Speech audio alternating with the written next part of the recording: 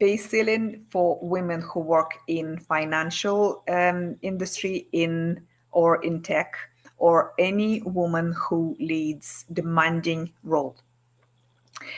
The pay ceiling, what is it? Pay ceiling sets a clear upper limit on how much employee can earn in their position, regardless of their experience, performance, or tenure, once they reach that maximum.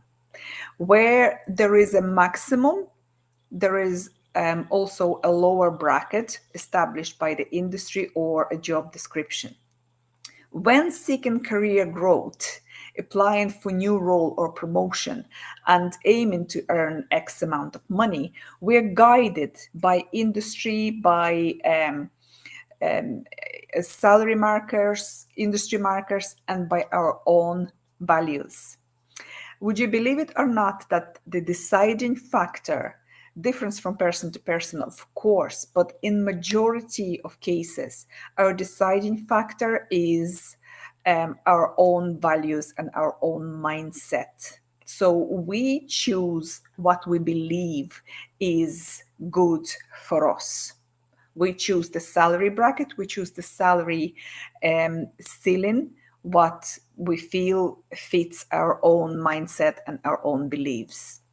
How does our pay ceiling manifest itself? And how do you know that your career growth outlook is affected by your perception, your ceiling perceptions? Aiming to grow your career and rely heavily on industry trends and offerings for the particular role you want to fulfill, and not researching the salary range for similar positions. So, in other words, similar positions or geographical areas. In other words, if you want to be, I don't know, an accountant in particular area in particular industry, and just this role, not any other different variation of the role, you will be set on that straight and narrow pathway to find that role, and you will miss the opportunities that are similar and maybe promise more growth and better salary. Our belief that working hard is a must dictates our career growth. So people who believe in working hard will tend to find roles where they have to work hard and where they can shine their talents and skills in working under pressure and working hard. So this will affect your further growth and your salary expectations as well. People who maintain work hard culture tend to aim for lower salaries. The salary you receive for working hard will be lower because the work you put in, you put double amount of work anyway. So you need to be mindful of your culture, working culture that you have set for yourself.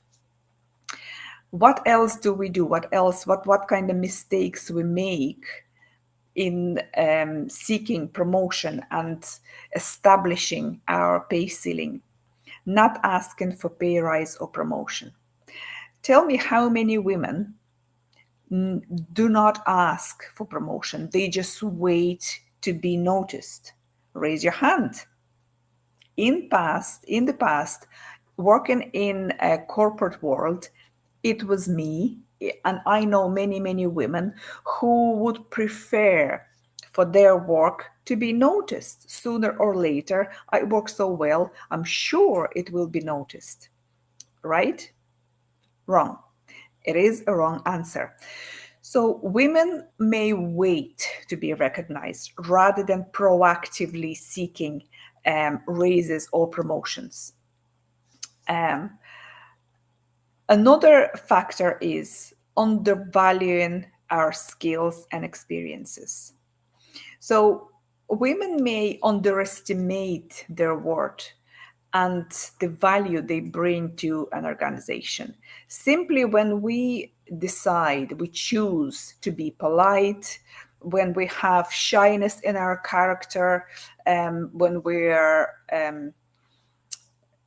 accommodating, we have accommodating nature, we shy away from showing off our skills, our strengths, and show up or come across confidently. Women tend not to negotiate their salaries. This is a big mistake. And I know many women that are on the path of coming across as more confident and proactive in this area. So many women accept their first salary offer, regardless of what we do later in career. Accepting first salary offer without negotiation is the factor that will set you on the path, staying within that track. So you need to be very mindful and see if the job that you really like and offers you a little bit less than you expected, don't be afraid to negotiate. Fear of being perceived negatively. Coming from many years in corporate world, in financial world, from financial world, I know firsthand, and many women reported back to me that being perceived negatively is the factor women try to shy away from, because simply for references, simply for word of mouth, many women tell me that, look, this industry is a small world. Everybody knows everybody. If I am known as so and so, this will be passed on. So I better say nothing. So concern that negotiation or asking for more money will lead to negative perceptions. That's what we believe. And this is a mistaken belief. There is, of course, a solution. Approach negotiations professionally and confidently, empathizing the value you add to an organization. So I hope you can resonate with some of these mistakes and realize that there is a ceiling, base ceiling that is dictated to us by the industry, by role description, and so on and so forth. But there is also a big part of this ceiling is our own decision and our own perception of how much we should be paid. That will lead to our own inner conversation. If I'm paid that much more, I will need to. And many people would develop that into a path of, I will get overwhelmed, I will get too much work and less my private time, I will get less family time. These are all beliefs that can be challenged, altered, and completely changed or scrapped. So you can freely reset your base ceiling. So what mindset should women have in order to apply for bigger pay ceiling, to apply for bigger roles and get more money? The first and foremost, confidence in value, not just self-confidence, but confidence in your own value, in your self-worth, and the value you can bring to an organization. That leads you to be assertive. To some degree, you need to be assertive. Be confident in your communication and communicating your word and advocating for the fair compensation. You need to be proactive negotiator. You'd want to negotiate savvy, be savvy and proactive about negotiating your work to your team, and just simply that you can manage your day-to-day effectively. And of course, if you project manager or leading project, you need to be a master negotiator. Don't wait for employer to offer a raise. Proactively ask for it, backed by a strong case. Preparation. Research industry salary standards and be ready with data and examples that demonstrate why you deserve higher pay. And also be goal orientated. We hear so many times about being goal orientated, having goals, achieving goals. It's almost like a buzzword.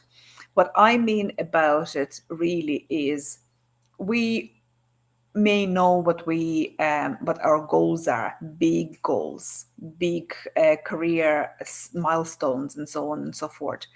Often, more than not, we actually tend to say quicker what we do not want rather than what we want.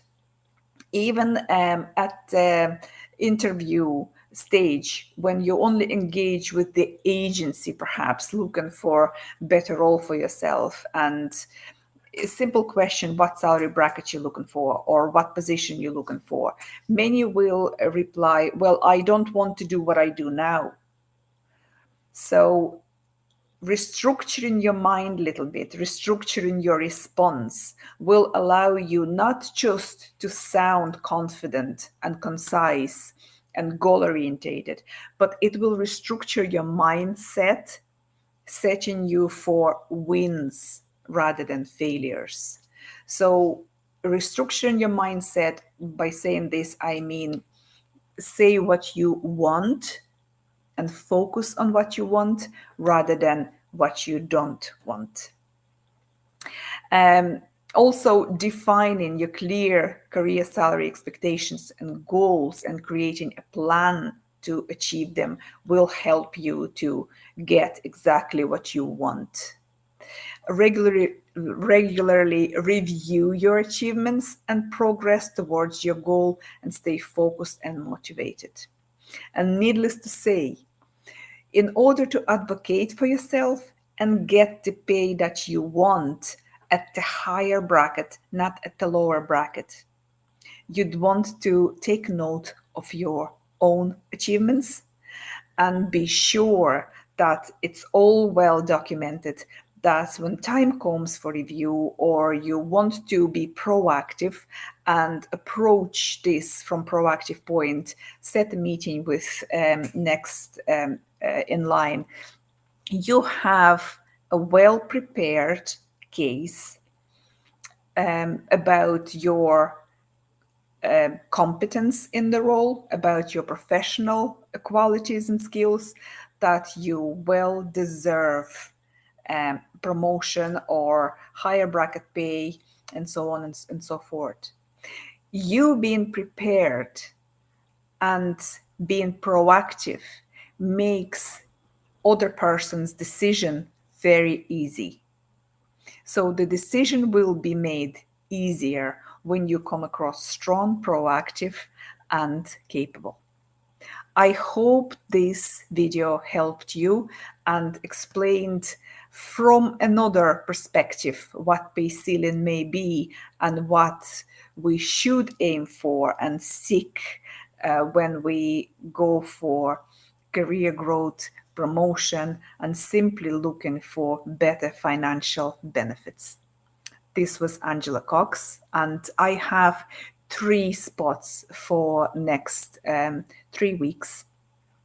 For someone who wants to audit their career, what are they at and what they want to achieve, with a great possibility that in September you will be ready for whatever challenge you have in your career.